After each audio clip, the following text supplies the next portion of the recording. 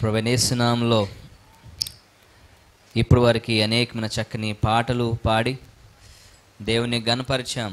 దేవునికి మహిమ కలుగును గాక. హల్లెలూయా. గత కొన్ని వారముల నుండి మనము కొండలెక్కుదాం రండి అనేటువంటి అంశం గురించి మాట్లాడుతూ ఉన్నాం. నిజముగా బైబిల్లో ఉన్నటువంటి చాలా సందర్భాలు, కొండలెక్కిన సందర్భాలు, కొండల మీద జరిగినటువంటి సంఘటనలు ఏవైతే మనం చూస్తున్నామో వాటిలో నుండి కొన్ని ఆధ్యాత్మికమైన సత్యములు తెలుసుకోవాలని దేవుడు మరి నన్ను ప్రేరేపించినప్పుడు ప్రతి వారము మనము ఆ కొండల గురించి మాట్లాడుకుంటూ వస్తూ ఉన్నాం.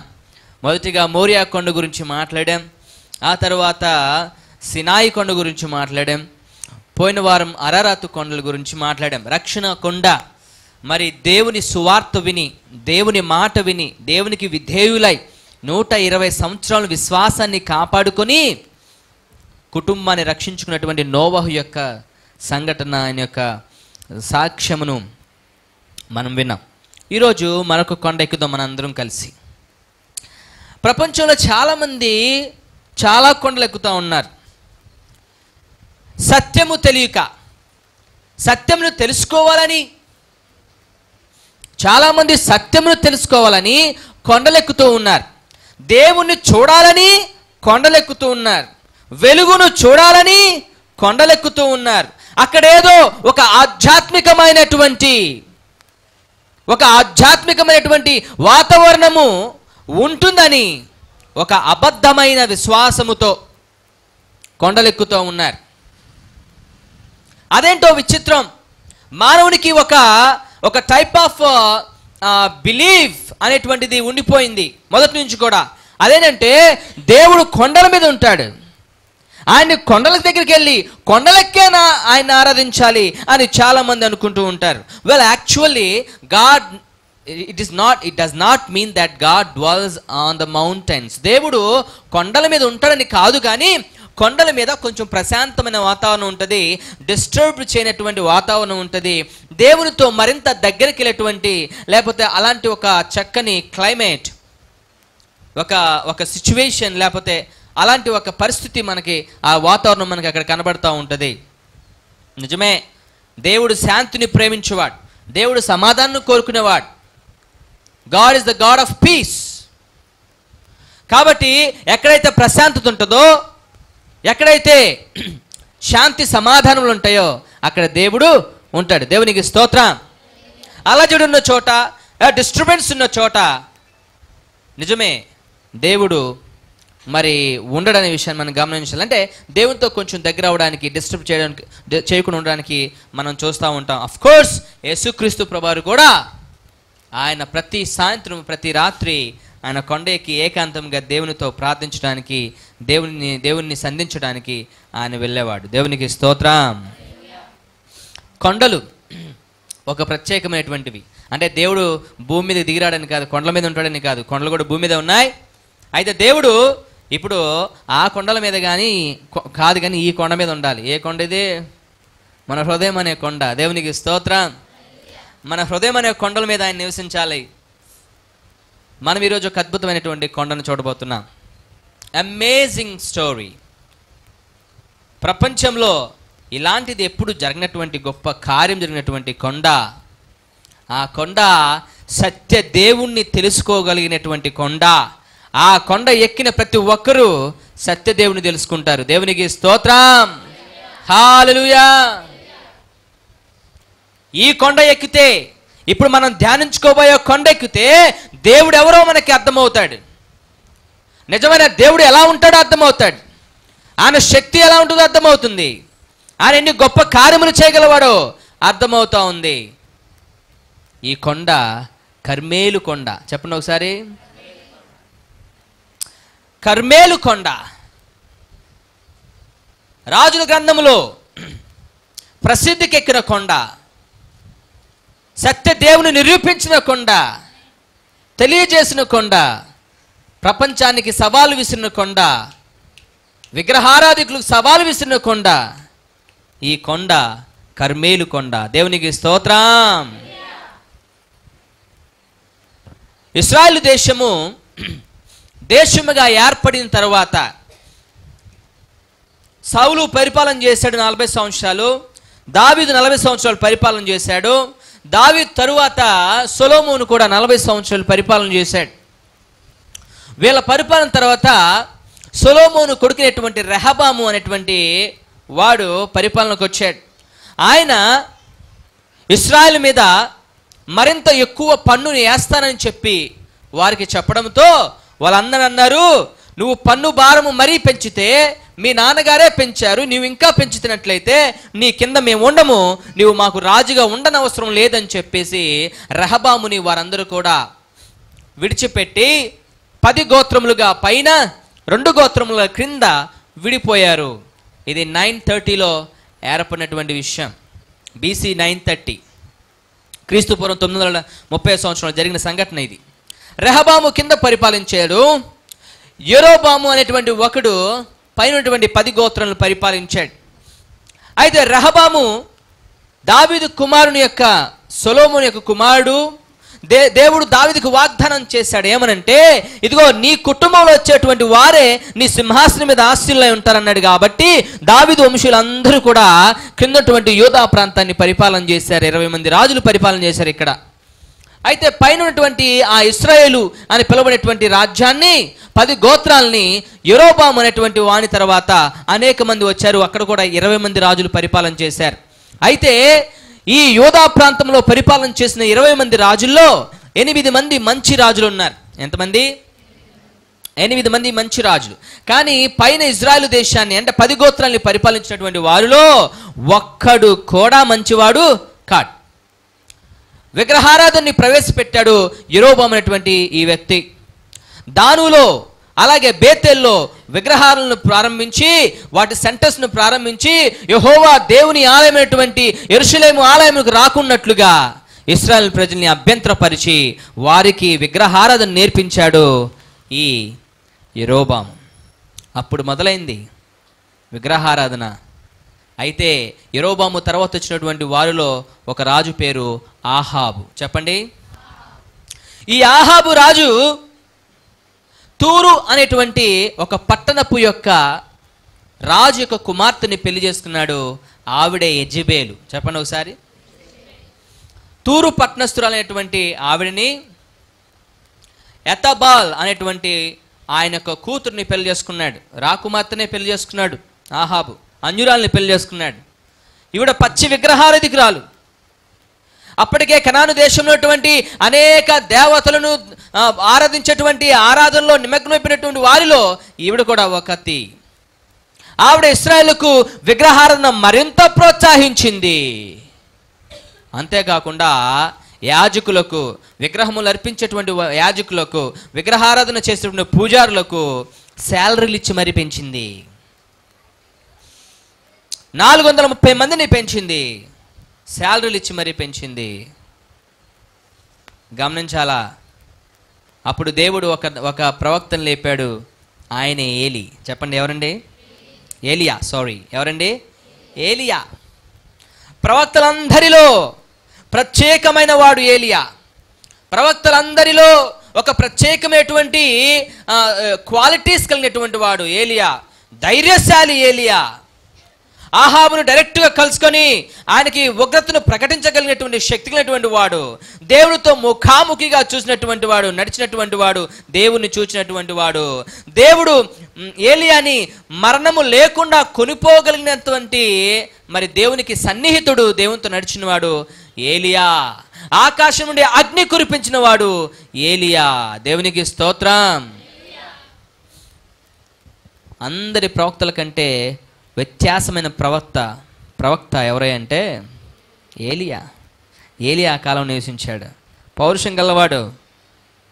విగ్రహారాధన చేస్తున్న ఇశ్రాయేల్ ప్రజలకు చెప్పాడు, ఇదిగో దేవుడు 3.5 సంవత్సరములు వర్షం రాకుండా మీకు చేయబోతున్నాడు అని వారందరికీ ఆ యొక్క దేవుని ఉగ్రతను ప్రకటించాడు. 3.5 సంవత్సరం వర్షం రాకుండా ఆగిపోయింది. రాజుల గ్రంథం 18వ అధ్యాయంలో దేవుడు చెప్తాడు, ఇదిగో ఏలియా ఆహాబ్ దగ్గరికి వెళ్ళు. ఆహాబ్ దగ్గరికి వెళ్ళి నేను మరలా వర్షమును కురిపించబోతున్నానని చెప్పు అని చెప్పి ఆహాబుకి వర్తమానం పంపించమని దేవుడే ఏలియాతో చెప్తాడు. అప్పుడు ఏలియా ఆహాబుకి ఈ విషయం చెప్పడానికి వెళ్ళినప్పుడు ఒక సవాల్ విసురుతాడు. ఏమన్నా తెలుసా? దేవుడు ఎందుకు 3.5 సంవత్సరములు వర్షం పడకుండా చేశాడో తెలుసా? ఎందుకు కరువును రప్పించాడో తెలుసా? ఎందుకు మిమ్మల్ని శిక్షిస్తున్నాడో తెలుసా? మీరు విగ్రహములను ఆరాధిస్తూ ఉన్నారు. మీరు నిజమైన దేవుళ్ళని కాని వారిని మ్రొక్కుతూ ఉన్నారు, వారికి బలర్పిస్తూ ఉన్నారు. కాబట్టి ఏ దేవుడు నిజమైన వాడో ఈరోజు తెలుసుకుందాం, రండి కర్మేలు పర్వతం ఎక్కుదాం అని చెప్పేసి కర్మేలు పర్వతం దగ్గర ఒక మీటింగ్ పెట్టాడు ఏలియా. ఇది సత్య దేవుని నిరూపించేటువంటి కొండ, కర్మేలు కొండ. హల్లెలూయా.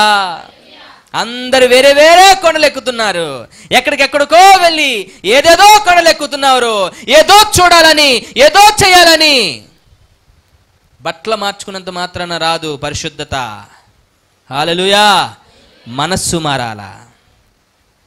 Your white cloth will not make your heart to be white and holy. It is your heart that should be holy. It is your heart that should be changed. Hallelujah. ప్రేమైన దేవుని బిడ్డలారా, 40 రోజులు ఉపవాసం ఉన్నంత మాత్రాన ఒక వ్యక్తి మారడు. 40 రోజులు చెడ్డ యొక్క అలవాట్లు మానేంత మాత్రాన ఒక వ్యక్తి మారడు. 40 రోజులు దీక్ష చేసినంత మాత్రాన ఒక వ్యక్తి మానడు. ఒక సాడెస్ట్ థింగ్ ఏంటంటే క్రైస్తవం అని చెప్పినటువంటి మన దాంట్లో కూడా ఆసియం రోమన్ క్యాథలిసిజం అనేటువంటి మిషన్ అనేటువంటి వారు కూడా ఇలాంటి పద్ధతులను ఆచరిస్తూ ఉన్నారు, అన్యుల పద్ధతులను. అది చాలా విచారకరం. ఏలియా చెప్తున్నాడు, come now let us go up to the mount of Carmel and let us see who is true God. దేవునికి స్తోత్రం. చప్పట్లు కొట్టి దేవుని మహిమపరుద్దాం. హల్లెలూయా. కమ్ నౌ, రండి. నేను మీకు ఛాలెంజ్.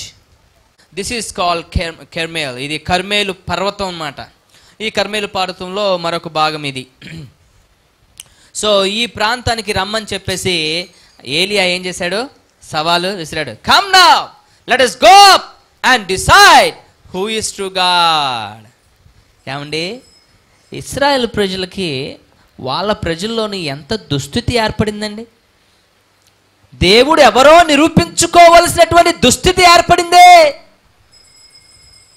ఇశ్రాయేలు దేశమునకు. ఎంత దుస్థితి ఇది. దేవుడు ఎంతగా విచారించి ఉంటాడో, ఎంతగా బాధపడి ఉంటాడో. నా ప్రజలను, ఇశ్రాయేల్ ప్రజలు, నేను వారిని వారి తండ్రి అబ్రహాము నుంచి వారిని కాచుకుంటూ వస్తున్నానే. I've been supporting them, I've been providing them, I've been giving them anything that they asked for me. I have given them their land. వాళ్ళకి నేను వాగ్దాన దేశం ఇచ్చాను. But today they discourage me, they deny me. వాళ్ళ నుంచి విడిచిపోయి వెళ్ళిపోతున్నారు. బాధపడ్డాడు దేవుడు. ఒక ప్రవక్తను లేపాడు ఏలియా, పౌరుషం కలిగినటువంటి వాడు. ఈ రాజు సవాల్ చేస్తున్నాడు, come now let us see who is true God. Let's go and see some God's word. మొదటి రాజులు 18వ అధ్యాయము 19వ వచనం నుంచి ఉంటుంది. చదువుదాం. మొదటి రాజులు గ్రంథము, 1 Kings chapter 18 verse 19-2. Let's read down. 1 Kings chapter 18. అయితే ఇప్పుడు నీవు ఇశ్రాయేలు వారందరినీ యెజెబెలు పోషించుచున్న బయలుదేవత ప్రవక్తలు 450 మందిని, అషేరాదేవి ప్రవక్తలైన 400 మందిని నా యొద్దకు కర్మేలు పర్వతమునకు పిలువనంపుమని చెప్పెను. దేవునికి స్తోత్రం. నీ భార్య, she is the queen of Israel. You know who is the people of Israel? They are God's people. దేవుని చేత ఎన్నుకోబడినటువంటి వారు వాళ్ళు. అలాంటి వారిని తప్పు త్రోవలో విగ్రహారాధనలో నడిపిస్తున్నటువంటి, పాపములో నడిపిస్తున్నటువంటి, వ్యభిచారంలో నడిపిస్తున్నటువంటి, అన్యురాలైనటువంటి విగ్రహార్పితములను తినడానికి ప్రోత్సహించేటువంటి ఈ స్త్రీ పెట్టుకుంది కదా కొంతమందిని. ఆ 400 మందిని నా యొద్దకు తీసుకొనిరా ఆహాబు. Let them come to me and I will be standing alone and prove who is true God. దేవునికి స్తోత్రం. నిజమైన దేవుడు ఎవరో నిరూపించడానికి నేను సిద్ధంగా ఉన్నానని చెప్పి సవాలు విసిరాడు ఆ రోజున ఏలియా. స్తోత్రం. ఏమ్మా జాగ్రత్తగా గమనించాలి. పౌరుషం కలిగినటువంటి వారు, దేవుని గురించి పౌరుషం కలిగినటువంటి వారు ఎవరైనా అలాగే ఛాలెంజ్ చేస్తారు లోకానికి. దేవునికి స్తోత్రం. when you know that you're following truth, when you know that you're worshiping the true God, you will not have any fear, you will not be afraid of anything that is in the world to come to you.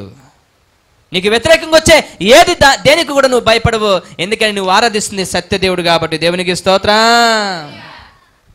క్రైస్తవాన్ని అణచివేయడానికి, క్రీస్తుని ఆరాధించేటువంటి ప్రజలను అణచివేయడానికి మొదటి శతాబ్దం నుంచి ఎన్నో ప్రయత్నాలు జరుగుతూ ఉన్నాయి. మెడ మీదకి కత్తి పెట్టారు, చెప్పు యేసు దేవుడు కాదని చెప్పు అన్నారు. వాళ్ళు తెలుసా చిరునవ్వుతో ప్రాణాలు విడిచారు. ఎందుకంటే if they know that if they close their eyes here, they'll open there in heaven. Hallelujah. ఇప్పుడు వారు ఇక్కడ కళ్ళు మూస్తే తండ్రి దగ్గర, దేవుని దగ్గర కళ్ళు తెరుస్తారని వారికి తెలుసు. రోషం ఉన్న వాళ్ళు అయితే అలా ఉంటారు. ఎందుకులే, మాకెందుకులే అండి, మాకెందుకులే, వాళ్ళు ఎవరిని ఆరాధించుకొని ఎవరి దేవుడు వాళ్ళకున్నారు, ఎవరి దేవుడు వాళ్ళకున్నారు, ఎవరికి ఇష్టం వాళ్ళు పూజించుకుంటారు. You cannot be like that. వాళ్ళు ఎవరో ఉంటే ఉండొచ్చు కానీ నువ్వు ఉండకూడదు. ఎందుకంటే నువ్వు సత్యాన్ని తెలుసుకున్నావు కాబట్టి. దేవునికి స్తోత్రం. ఒకసారి నేను ఒక ప్రింటింగ్ ప్రెస్కి వెళ్ళాను. నా లిజన్ కేర్ఫుల్లీ. ప్రింటింగ్ ప్రెస్కి వెళ్ళాను. వెళ్తే ఆ యొక్క ఓనర్ గారు వెనకాల, తన సీట్ వెనకాల ఫ్లెక్స్ని పెట్టుకున్నాడు. ఆ ఫ్లెక్స్లో మధ్యలో యేసుక్రీస్తు ప్రభువారు ఉన్నారు, అటుపక్కన ఇటుపక్కన వేరే వారు ఉన్నారు. వింటున్నారా? ఇలాగే చూస్తూ ఉన్నా నేను. How could Jesus be in between this people? I don't understand. ఎలా వచ్చాడు మధ్యలోనికి? అడిగాను, బ్రదర్ వాట్, మీ వెనకాల ఇది ఉంది కదండి. ఉందండి. అదేంటి యేసుక్రీస్తుని మధ్యలో పెట్టి వాళ్ళు పక్కన పెట్టారు? వాట్, ఆయన కూడా అంటే ఆయన కూడా ఒక దేవుడు కదా, ఆయన అందరిలో ఒకడు కదా. నో, ఆయన అందరిలో ఒకడు కాదు, ఆయన ఒక్కడే. హల్లెలూయా. ఆయన ఒక్కడే దేవుడు. ఆయన సత్యవంతుడు, మరణాన్ని గెలిచి తిరిగి లేచేటువంటి వాడు. దేవునికి స్తోత్రం. అందరిలో ఒకడు కాదు. Friend, don't ever mingle God in between other people, other gods and goddesses who are liars. ఈయన బయలు, ఒకసారి చూడండి. బయలు దేవత అంటారు దీన్ని. కొమ్ములు వేసుకొని దూడముఖం వేసుకొని, అంటున్నారా మీరు? కొమ్ములు వేసుకొని దూడముఖం వేసుకొని చేతులు లా పెట్టుకొని ఉంటాడు. ఏం చేసేవారంటే ఆ రోజు కెననైట్స్ అంటారు. కెననైట్స్ అంటే కనానీయులు, అన్యులు, దేవుని ఎరిగినటువంటి వారు. వాళ్ళు ఏం చేసేవారంటే వాళ్ళ పిల్లల్ని కింద అగ్ని వస్తూ ఉండేది. మీకు అక్కడ సరిగ్గా కనబడుతుందో లేదో, కింద అగ్ని వస్తూ ఉండేది, ఆయన చేతులు ఇలా ఉంటాయి. పిల్లల్ని ఏం చేసేవారు తెలుసా? ఇలా వేసేవాళ్ళు. చిన్నపిల్లల్ని, చంటి పిల్లల్ని, మంత్స్ బేబీని, చాలా చిన్నపిల్లల్ని అలా వేస్తే వాళ్ళు వెళ్ళి ఆ యొక్క బయలు దేవత యొక్క చేతుల మీద అలా పడి కింద నుంచి వచ్చే మంటకి ఆ రెండింటికి మొత్తం ఆహుతి అయిపోయేవారు, కాలిపోయి చనిపోయేవారు. ఇది కనానీయుల యొక్క దేవుడు, బయలుదేవుడు. ఈయన God of earth and God of rain అంటారు. అంటే వర్షమును కురిపించేవాడు, భూమికి దేవుడై ఉన్నాడని అర్థం. బయలు అంటే యజమాని అని అర్థం. చెప్పండి ఒకసారి. బయలు అంటే యజమాని, ద లార్డ్ ఆఫ్ ఎర్త్ అని అర్థం. అలా వర్షిప్ చేసేవారు. ఆ తర్వాత అషేరా దేవి అనేటువంటి ఈవిడిని మీరు చూస్తే, ఈవిడ ఫెర్టిలిటీకి అంటే ఫలవంతమైన దానికి ఈవిడ చిహ్నం అనమాట. వీళ్ళిద్దరిని వాళ్ళు వర్షిప్ చేసేవారు. వీళ్ళిద్దరికీ మరి 100 మంది యాజకులను పెట్టి పోషిస్తూ ఉంది ఈ యొక్క అన్యురాలైనటువంటి యెజబెలు. సవాల్ విసిరాడు. Let's go and see. చూడండి ఒకసారి 24వ వచనంలో, తర్వాత మీరు మీ దేవతను పేరుని బట్టి ప్రార్థన చేయుడి, నేనైతే యెహోవా నామమును బట్టి ప్రార్థన చేయుదును. ఏ దేవుడు కట్టెలను తగులబెట్టుట చేత ప్రత్యుత్తరం ఇచ్చును, ఆయన దేవుడని నిశ్చయముగా నమ్ముదము, నిశ్చయించుకుందాము రండని ఏలియా మరలా జనులతో చెప్పగా జనులందరూ ఆ మాట మంచిదని ప్రత్యుత్తరం ఇచ్చిరి. ప్రపంచంలో అతి తెలివైన వాళ్ళు ఎవరో తెలుసా? ఇశ్రాయేల్ ప్రజలు. అలాగే అతి అమాయకులు ఎవరు తెలుసా? ఇశ్రాయేల్ ప్రజలే. అతి మూర్ఖులు ఎవరు తెలుసా? ఇశ్రాయేల్ ప్రజలే. అన్నీ వాళ్ళే. అతి జ్ఞానవంతులు వాళ్ళే. దూడం చేసి ఈయనే దేవుడు అనగా అవునవును ఈయనే దేవుడు. ఎంత భయంకరం. ఎర్ర సముద్రం పాలవడం ఇంతకుముందే చూశారు, 2 రోజుల ముందు. సినాయి కొండకు రాగానే దూడం చేయగలే ఈయనే దేవుడు, మమ్మల్ని ఎర్ర సముద్రం దాటించింది ఈయనే. ఎవరు? దూడ. ఎంత ఎంత అందుకే నేను అనుకుంటాను, నేను ఒకసారి అమెరికా అంటున్నా, ఒకసారి నేను పరలోకంకి వెళ్ళిన తర్వాత ఫస్ట్ క్వశ్చన్ దేవునికి, ప్రభువా అసలు నేను ఎందుకు ఎన్నుకున్నావు నువ్వు? ఏ నాడు కూడా నిన్ను వాళ్ళు సంతోషపెట్టలా, ఏ నాడు ఒక దేశంగా నిన్ను వాళ్ళు వర్షిప్ చేయలా, ఏ నాడు నిన్ను వాళ్ళు మెప్పించలా, అయినా ప్రేమించావు, అయినా వాళ్ళని నిన్ను ఎన్నుకున్నావు, అయినా కృప చూపించావు, అయినా వాళ్ళని కాపాడుతూనే ఉన్నావు అని అబ్రహాంకి వాగ్దానం చేశాడు. Unconditional promise. చెప్పండి. అంటే షరతులు లేని వాగ్దానం. నేను నీ యొక్క కుటుంబాన్ని, సంతానాన్ని ఆశీర్వదిస్తాను దేవుడు చెప్పాడు. దేవునికి స్తోత్రం. ఆశీర్వదించాడు. ఇక వచ్చిన అంటున్నాడు, ఓకే తెచ్చుకో, తీసుకురా, లెట్ దెమ్ కమ్. 20 వచ్చిన అప్పుడు ఏలియా బయలు ప్రవక్తలు పిలిచి, మీరు అనేకులై ఉన్నారు కనుక మీరే మొదట ఒక ఎద్దును కోరుకొని సిద్ధము చేసి మీ దేవత పేరును పెట్టి ప్రార్థన చేయుడు. అయితే మీరు అగ్ని ఏమీ క్రింద వేయవద్దని చెప్పగా వారు తమకు ఇవ్వని ఎద్దును తీసుకొని సిద్ధము చేసి యుద్ధమును మొదలుకొని మధ్యాహ్నం వరకు బయలా మా ప్రార్థన వినుమని బయలు పేరును పెట్టి ప్రార్థన చేసిరి గాని ఒక్క మాటను ప్రత్యుత్తరమైన ఇచ్చువాడు ఎవడు లేకపోగా వారు తమ్ము చేసిన బలిపీఠం వద్ద గంతులు వేయ మొదలుపెట్టిరి. ఏం చేశారంట?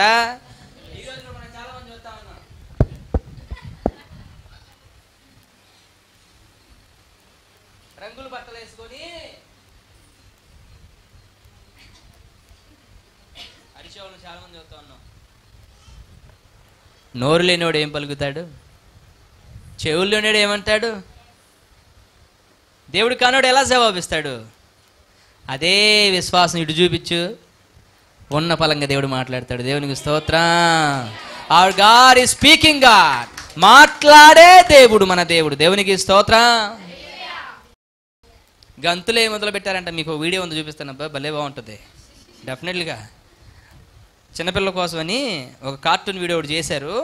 అబ్బో భలే ఉంటుంది అసలు, మీరు చూద్దరు కానీ మొత్తం అయిన తర్వాత మీరు చూపిస్తాను. ఎందుకంటే ప్రార్థనలో మెసేజ్లో I don't want to disturb. Now let's go down there and see. మొదలు పెట్టారు. మధ్యాహ్నం కాగా ఏలియా వాడు దేవుడై ఉన్నాడు, పెద్దగా కేకలు వేయుడి. హేళన చేస్తున్నాడు. ఎవరు? ఏలియా. అవునవును వాడు దేవుడై ఉన్నాడు, పెద్దగా కేకలు వేయడి.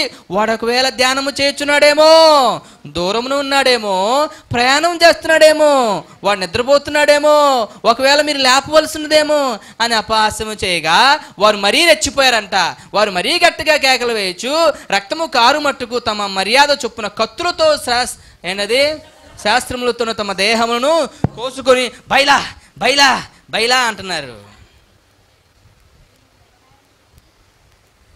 ఎందుకంత అంత పీడించాలేంటి మాట్లాడమని? అంత పీడించే అవసరంలా. ప్రభువా నేను పాపిని, నన్ను క్షమించు, నాతో మాట్లాడంటే ఆయన సిద్ధంగా ఉన్నాడు. దేవునికి స్తోత్రం. సాధు సుందర్ సింగ్ ఇదే అన్నాడు, ఈ నిజమైన దేవుడు అంటే నాకు కనబడాలి, నాతో మాట్లాడాలి అంతే. అలాంటి టైం పెట్టాడు, ప్రార్థన చేశాడు, అందరి దేవుని దేవతలు మొక్కాడు, అందరి దేవతలు మొక్కాడు, చివరికి యేసుని కూడా మొక్కాడు. నిజమైన దేవుడు నువ్వైతే నాకు కూడా కనపడ అన్నాడు. అందరు కనపల్లా, ఎవరూ కనపల్లా, యేసు మాత్రమే కనపడ్డాడు. ఎందుకంటే ఆయనే నిజమైన వాడు. దేవునికి స్తోత్రం. ఒక సిక్కు మతములో పుట్టి సింగుగా బ్రతికి అదే పేరుతో యేసు పేరును మోసినవాడు సాధు సుందర్ సింగ్.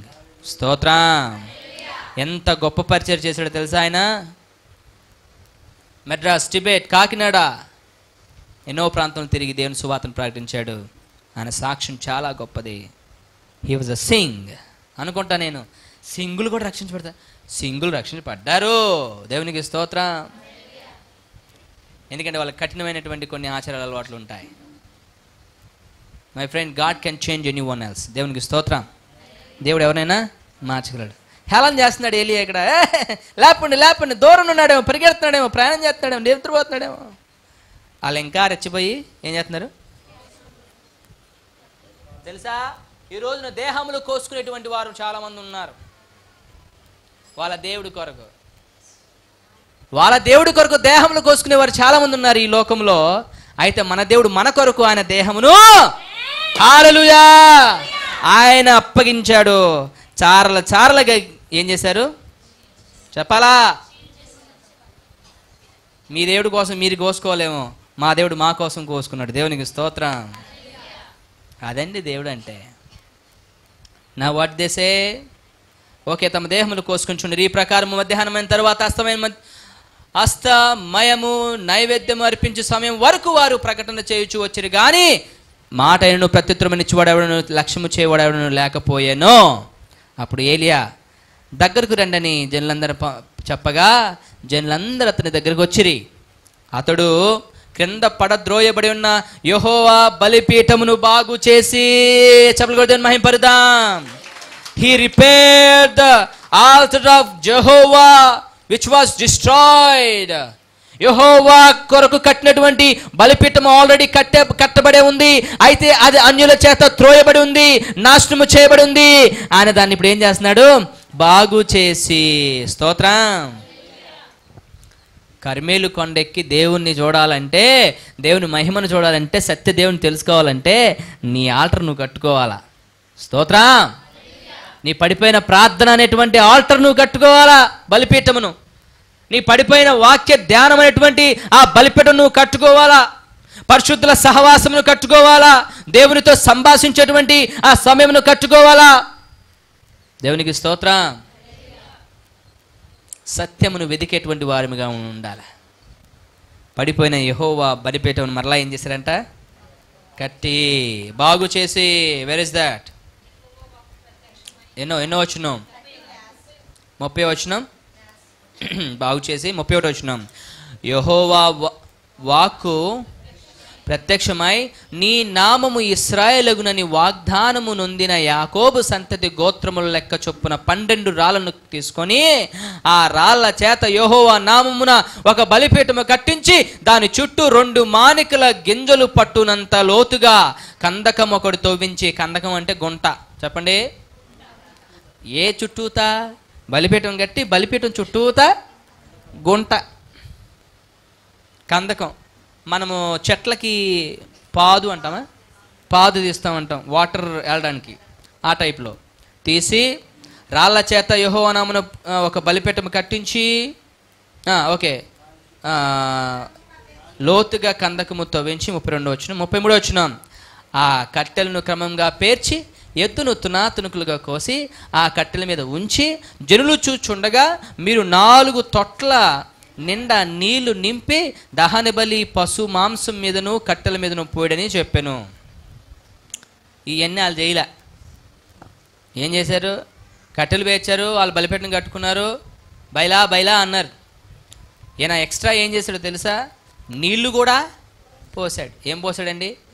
నీళ్లు పోసాడు. అక్కడ ఒక మాట ఉంటుంది, నీళ్లు పొంగి పొర్లి అంట. చూడండి, కట్టెల మీద నీళ్ళు పోయమని చెప్పాను. అదైన తరువాత రెండవ మారు ఆ ప్రకారమే చేయడని చెప్పగా వారు 2వ మారును అలాగే చేసిరి. 3వ మారును చేయడని చెప్పగా 3వ మారును చేసిరి. అప్పుడు ఆ నీళ్లు బలిపీఠము చుట్టూను పొర్లి పారెను, మరియు అతడు కందకమును నీళ్లతో నింపెను. Look at this now. నీళ్లు నిండిపోయినాయి, మొత్తం నీళ్ళే. అస్తమయం నైవేద్యం అర్పించే సమయం ప్రవక్త ఏలియా దగ్గరకు వచ్చి ఇలాగూ ప్రార్థన చేసెను. యెహోవా అబ్రహాము ఇస్సాకు ఇశ్రాయేలు దేవా, ఇశ్రాయేలు మధ్య నీవు దేవుడివై ఉన్నావనియు నేను నీ సేవకునై ఉన్నాననియు ఈ కార్యములన్నీ నీ సెలవు చేత చేసితిననియు ఈ దినమున కనబరుచుము అని ప్రార్థన చేశాడు. దేవునికి స్తోత్రం. ప్రార్థన చేశాడు. యెహోవా నా ప్రార్థన ఆలకించుము, యెహోవా అయిన నీవే దేవుడివై ఉన్నావనియు నీవు వారి హృదయములను నీ తట్టు తిరుగు చేయుదు అనియు ఈ జనులు తిరిగినట్లుగా నా ప్రార్థన అంగీకరించుము. అతడిలకు ప్రార్థన చేయుచుండగా యెహోవా అగ్ని దిగి దహన బలి పశువును, కట్టెలను, రాళ్లను, బుగ్గిని దహించి కందకమునందున్న నీళ్లను ఆరిపోచేసెను. దేవునికి స్తోత్రం. హల్లెలూయా.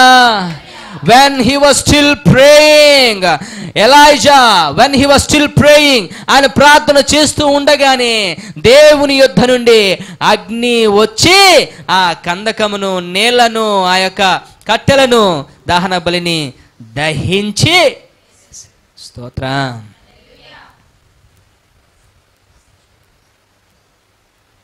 నిజమైన దేవుడు. సత్యం తెలుసుకోవాలంటే కర్మేలు కొండ ఎక్కాల. హల్లెలూయా. గుణదల కొండ కాదు,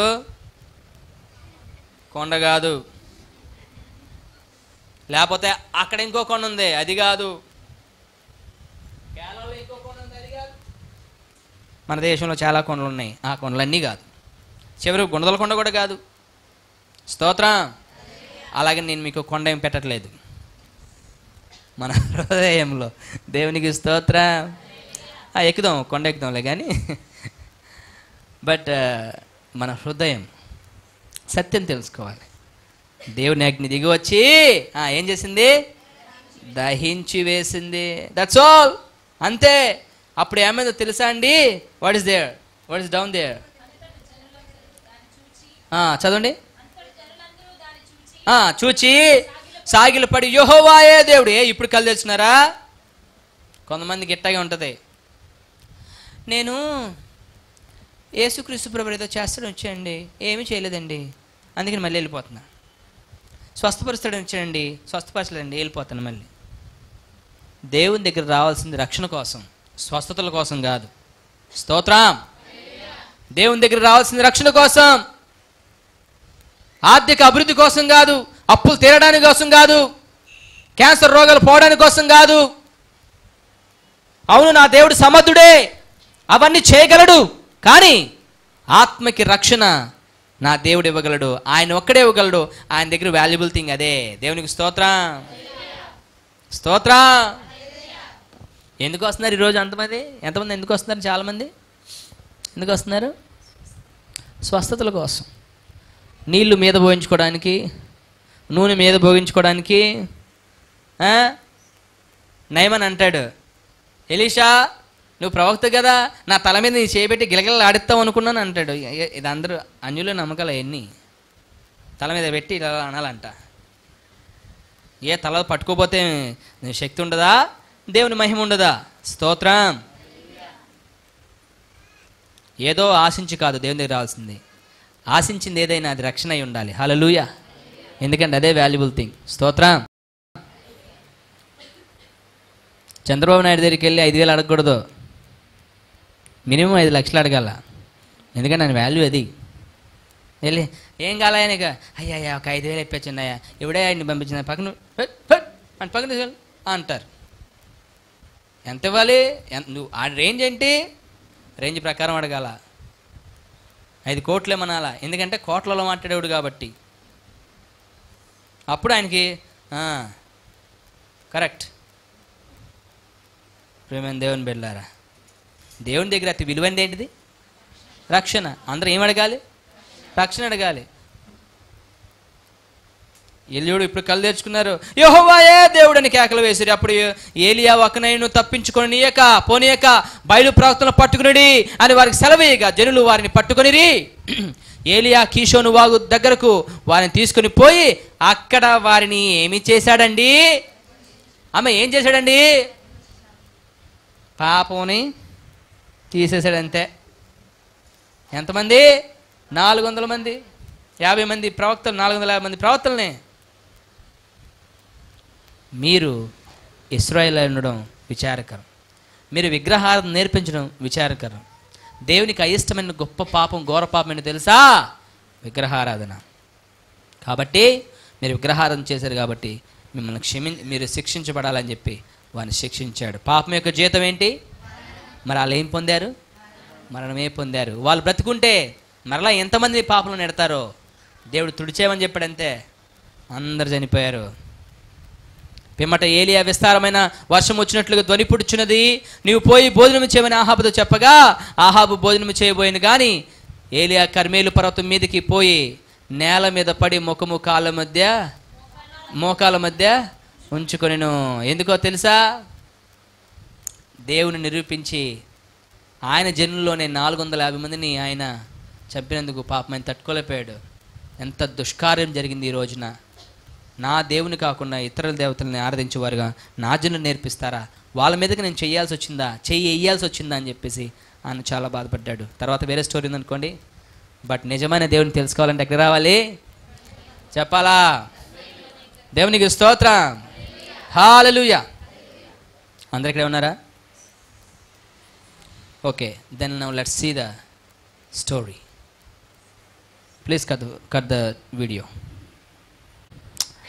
ఈరోజు కొంచెం ఎక్కువసేపు తీసుకోవాల్సి వచ్చింది, ఎందుకంటే కర్మేలు పర్వతం ఎక్కాం కాబట్టి.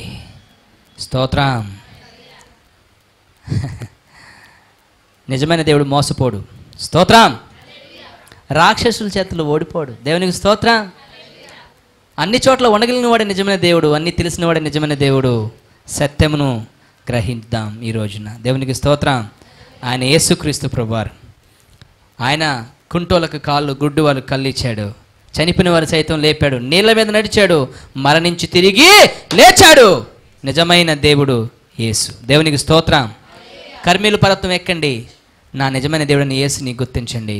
ఆయన నిజమైన దేవుడు. కళ్ళు మూసుకుందాం, ప్రార్థన